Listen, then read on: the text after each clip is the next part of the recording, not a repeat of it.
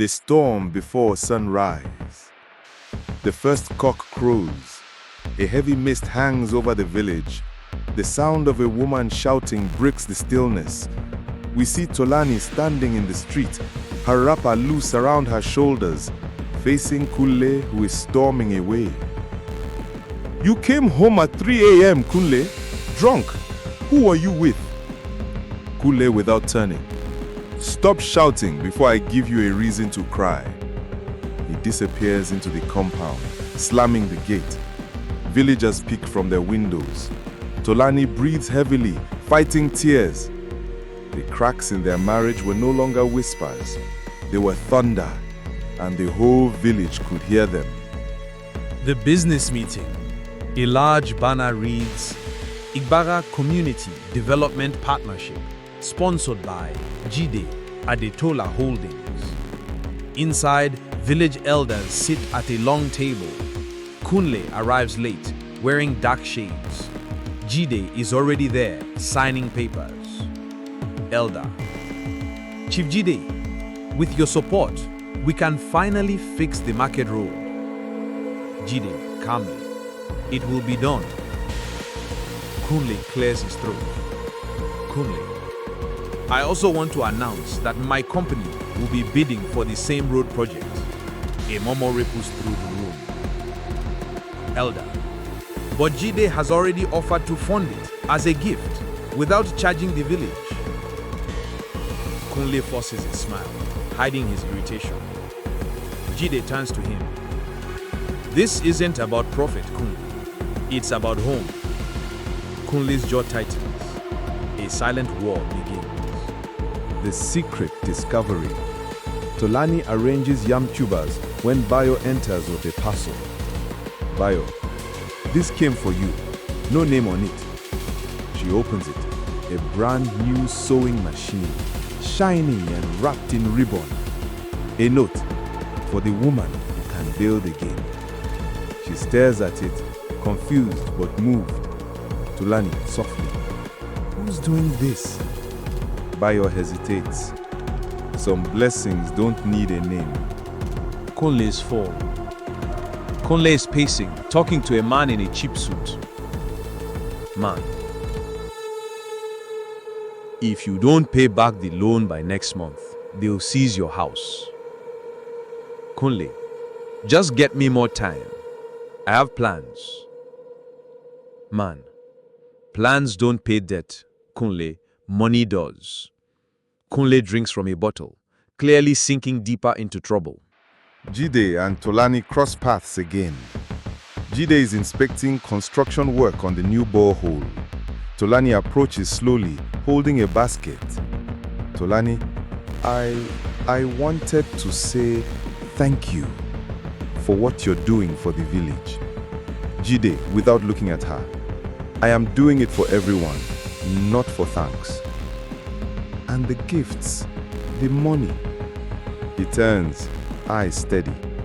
If someone is helping you, maybe God sent them.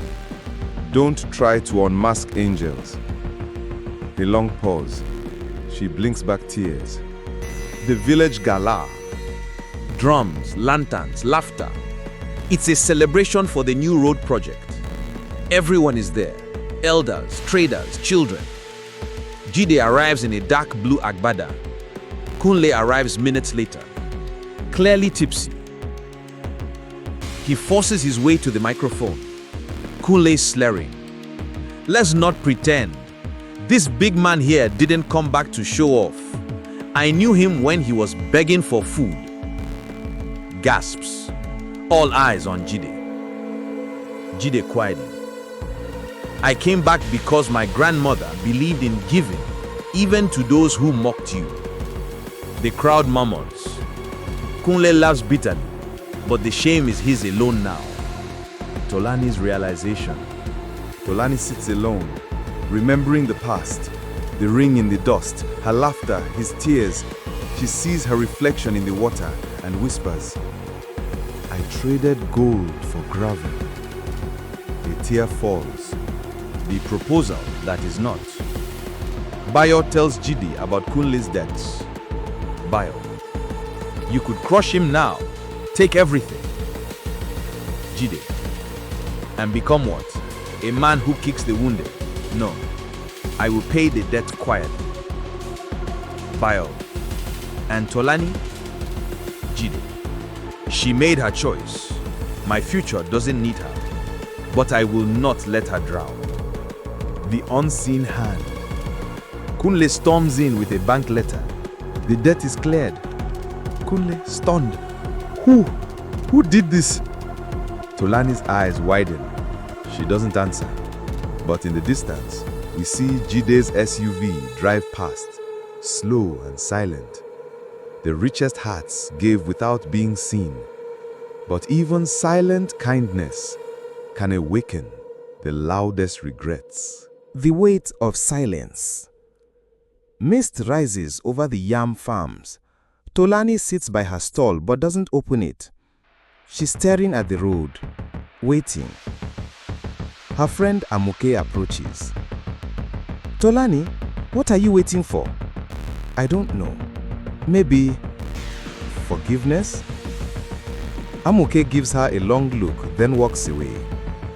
There's a silence that comes before a storm, not of weather but of the soul. Kunle's collapse. Kunle is packing a bag. Where are you going? To start over. Lagos, without you. What about the house? The debts? Debts? Someone already paid them. Maybe your secret admirer. He leaves. No goodbye. Just the sound of the door shutting like a final chapter. The village meeting. Jide is presenting the final phase of his development plan. A modern market, new boreholes, and school renovations. Elders clap. The crowd cheers. Chief Jide, you have given us more than we dreamed. How can we thank you? Jide, smiling faintly, by building a future where no child goes hungry. From the back, Tolani watches him, her eyes full of tears. The private confession. Tolani waits as Jide walks past. Jide, please, can we talk? He stops, turns slowly. I don't deserve your kindness. I was cruel. I humiliated you. And you still saved me. Jide, Tolani, my grandmother taught me that you don't feed someone because they are good. You feed them because you are. Do you still feel anything for me? A long silence. Jide, I respect what we once had in my heart, but my life has moved beyond that day in the square. Tolani's lips tremble. She nods slowly. The wedding announcement. The village crier beats his drum. Hear ye! Hear ye! Chief Jide Adetola will wed Miss Amina Hassan of Lagos. Gasps fill the market. Tolani freezes. Sometimes, the heart you wish to return to has already found a new home. Tolani's breakdown. She sits on the floor, holding the old sewing machine he gave her anonymously. She runs her hands over it like it's the only treasure she has. Tolani to herself. He was the man, and I was too blind to see it. Tears stream down her face. The final encounter. Jide is leaving the village. His convoy is waiting. He stands by the river, throwing flowers into the water for his grandmother. Tolani walks up quietly. Goodbye, Jide. He turns, offers a gentle smile. Goodbye, Tolani. May you find peace. He walks away. She watches until his silhouette disappears. The lesson. Children play by the new school. Women fetch water from the borehole. The market is alive again. He left as silently as he came, leaving behind not revenge, but restoration. And in the heart of one woman, a truth carved itself forever that wealth is not in gold, but in the heart you once laughed at.